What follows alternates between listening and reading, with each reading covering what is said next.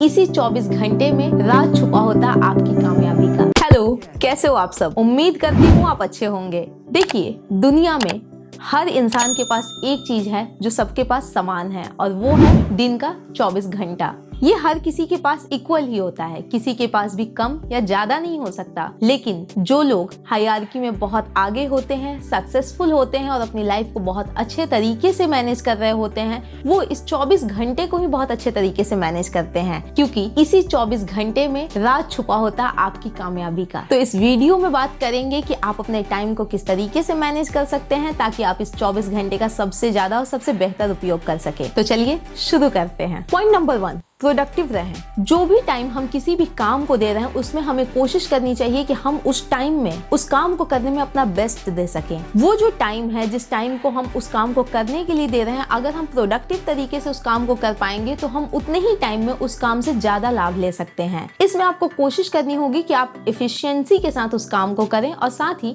एक effective schedule भी तैयार करें ताकि उस टाइम का जो है सही तरीके से इस्तेमाल हो सके। पॉइंट नंबर 2, अर्जेंसी जो है वो इम्पोर्टेंस के बराबर नहीं होती। कभी कभी कुछ ऐसे काम हमारे पास आ जाते हैं जो हमें लगते हैं कि वो हमें कर ही लेने चाहिए और वो उस टाइम के लिए बहुत ही अर्जेंट लग रहे होते हैं, लेकिन लॉन्ग रन में वो चीजें आपके लिए इम्पोर्टेंट है, महत्वपूर्ण है या नहीं है, ये भी आपको डिसाइड करना होगा। तो ऐसे कामों को करने में समय न बिताएं जो आपको लगता है कि अभी के लिए अर्जेंट है लेकिन बाद में वो आपके लिए इतना ज्यादा महत्वपूर्ण नहीं है। उन कामों को करने में ज्यादा समय लगाएं जो सच में इम्पोर्टेंट है। पॉइंट नंबर 3, अपने आसपास से डिस्टर्बेंस को हटा दें और पूरी तरीके से फोकस रहें। अभी हम ऐसे टाइम में जी रहे हैं जहाँ पर हमारे पास बहुत ज्यादा डिस्टर्बेंस और बहुत ज्यादा इन्फॉर्मेशन जो है हम वो एक टाइम पर ही कंज्यूम कर रहे होते हैं। जैसे बहुत सारे लोगों के पास मल्टीपल्स मोबाइल फोन्स हैं, लैपटॉप्स हैं, डेस्कटॉप्स हैं, टैबलेट्स हैं। इसके अलावा बहुत तरह की डिवाइसेज हैं जो हमें डिस्ट्रैक्ट करती हैं। साथ ही साथ हमारे कुछ रिलेशनशिप्स भी ऐसे होते हैं जो हमें डिस्ट्रैक्ट कर रहे होते हैं। जैसे मान लीजिए आपको अभी कोई काम करना है और अचानक से आपके किसी दोस्त का कॉल आता है कि भाई कहीं घूमने चलते हैं, और ये कॉल देखते ही आपके दिल की बत्ती जल जाती है कि अरे यार दोस्त ने फोन किया, अब घूमने चलते हैं। वैसे में क्या हो जाता है कि आपने खुद को डिस्ट्रैक्ट कर लिया। आप एक टास्क को कंप्लीट करने के लिए बैठे थे और बीच में कॉल आने की वजह से आपको डिस्टर्बेंस हुई। तो कोशिश करें कि अपने आसपास उन चीजों को न रखें जो आपको डिस्ट्रैक्ट करते हो। आप अपना फोकस बनाकर रखें।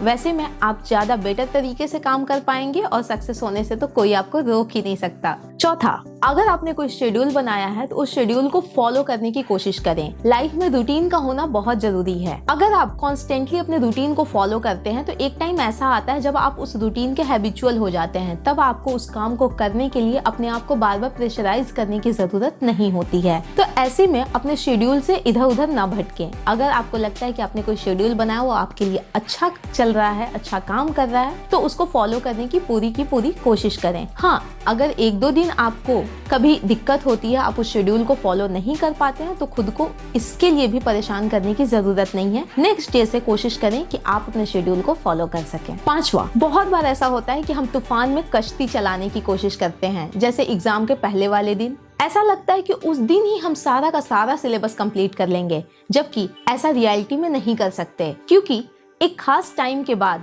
आपका जो फोकस है वो खत्म हो जाता है। मतलब आप बहुत लंबे टाइम फ्रेम में कंसंट्रेट नहीं कर सकते। इसलिए बीच बीच में ब्रेक लेना भी इम्पोर्टेंट है। कोशिश करें कि आप ब्रेक भी लेते रहें ताकि आपका जो माइंड है वो इंटरटेन होता रहे और साथ ही साथ आप अपने काम पर भी फोकस कर सकें। अगर आप लॉन्ग रन में एक ही काम को करते रहते हैं और आपको लगता तो है कि आप 10 घंटे से किसी काम को कर रहे हैं, लेकिन वो आपको उतना अच्छा रिजल्ट नहीं दे सकता है। वहीं अगर आप ब्रेक लेके खुद को रिफ्रेश करने के बाद वापस से उस काम को करेंगे, तब आपको बहुत अच्छे रिजल्ट्स मिलने की संभावनाएं हो जाती हैं। छठा, अपनी नींद के साथ कभी भी समझौता ना करें, क्योंकि आप कितने भी व्यस्त हो, आपके ब्रेन को रेस्ट की जरूरत है और आपकी पूरी बॉडी को भी।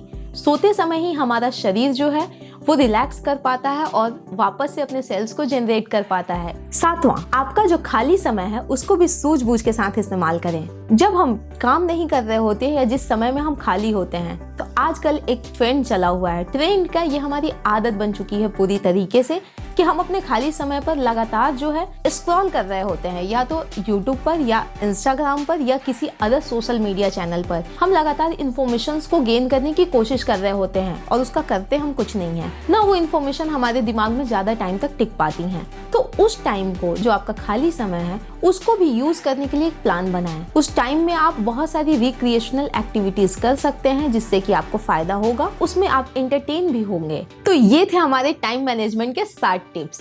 उम्मीद करती हूँ आपको इससे फायदा मिलेगा और आप अपनी लाइफ में, अपने शेड्यूल में भी इसको शामिल कर पाएंगे।